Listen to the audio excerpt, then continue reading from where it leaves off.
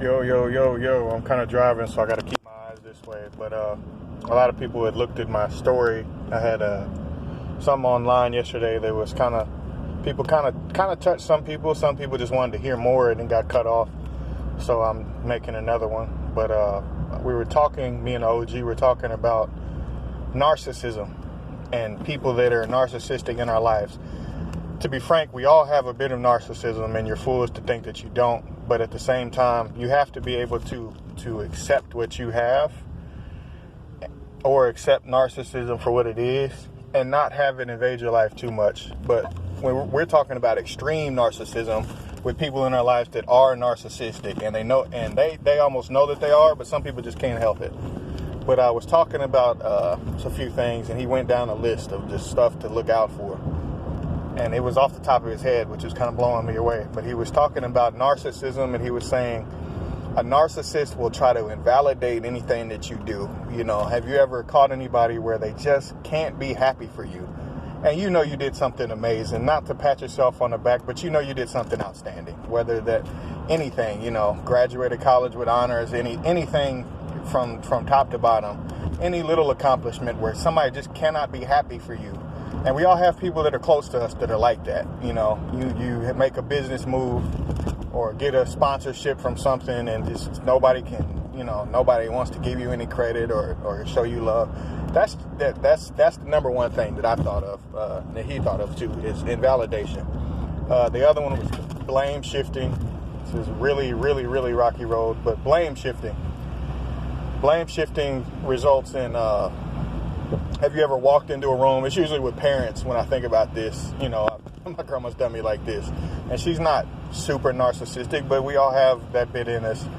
Blame shifting, where you have a legitimate, viable reason to be extremely pissed off. And rather than them accept what they did, they shift it back on you as if it's your fault. You know, and small bit of it may be your fault. You don't know. You never know. Every situation is different. But some people, they won't accept it at all, and they feel like it's weakness to accept it.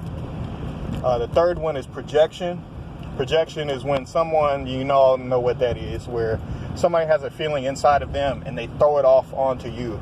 Narcissists do this more than everybody, which is, it makes a lot of sense because it's factual. And, you know, when somebody is just always throwing a feeling they have inside their soul off onto you and then saying, well, that's you, that's not me. Well, no, it is them. They just don't know how to accept it. Next one is word salad. So I'm going down the hill. Word salad, which is, have you ever approached somebody about something and they just talk so goddamn much, excuse my language, but they talk so damn much that nothing was accomplished, and they just talked around in a circle and bounced it off of them, you know? It literally bounced off of them and stuck back to you because you didn't get anything that you wanted out, you know. And I have a few people in my life that are like that, where they just talk in riddles almost. And some people have anxiety and stuff spins around and they don't know how to express themselves. But some people, they're just talking a bunch of bullshit, or they shift the subject. If you've ever watched the show Blacklist, the guy that plays James Spader, he plays Raymond Reddington. He's a master at it. Like, he literally will change the subject completely from anything that you were talking about. That's what word salad means. 5 is gaslighting. You know, people like Trump. I don't give a shit about politics, so please, if you're watching this, I don't give a shit about politics. Please know that. But gaslighting is where you say something and you lie so much. You lie without reason. You lie without a connection to anything, and it doesn't even make sense at some point. Which it just gets flat out silly, basically. These, you know, that happens in life, but it really multiplies. It really multiplies with some people, you know. And I think Trump is about the best example of that, where it's like, dude, what the F is wrong with this dude, you know? The Hegelian dialect. This is the one I got from this OG from Great Britain. And he was talking about Hegelian dialectic. And the United States has been doing this for a while to countries. Like, the United States does it to Syria. It does it to with what's going on in Venezuela, what's going on in Yemen, in the past wars that we've been in, where rather than accept, it's, I have to express it the right way. basically the Hegelian dialectic is problem, reaction, solution. You know, where the narcissist will create the issue, create the problem, make you react to it because they either pissed you off or whatever, and then create the solution where you're having a bad day, you don't want to talk. Let's use that example. You're having a horrible day, you don't want to talk at all, you don't feel like talking. Then they come in, what the hell is wrong with you? You roll your eye, like, hey man, I don't feel like being bothered. I'm quiet, I'm not bothering anybody, leave me the fuck alone. That's how I feel when inside, because I'm a quiet person anyway.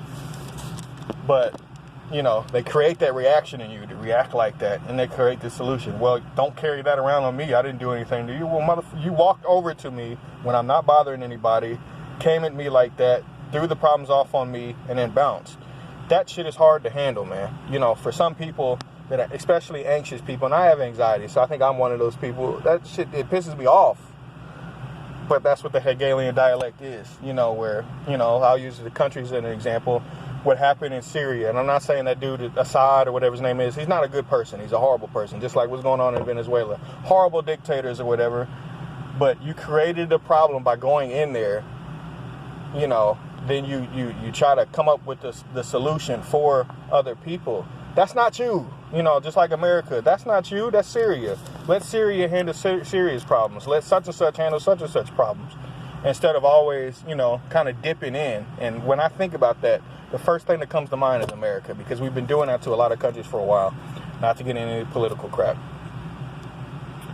But last one is they point the finger, or they create an emotional state, and that's where, say something to elicit a response. So it's pretty much the same thing as what I just said, but it's in multiples. It's multiplying. It's you almost can't contain it because the person is pissing you off so much, and the narcissist doesn't have the ability to take it in that they're doing that to you.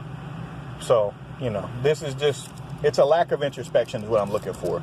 The lack of being able to see the truth in them or introspect on themselves, so they cast it off on you.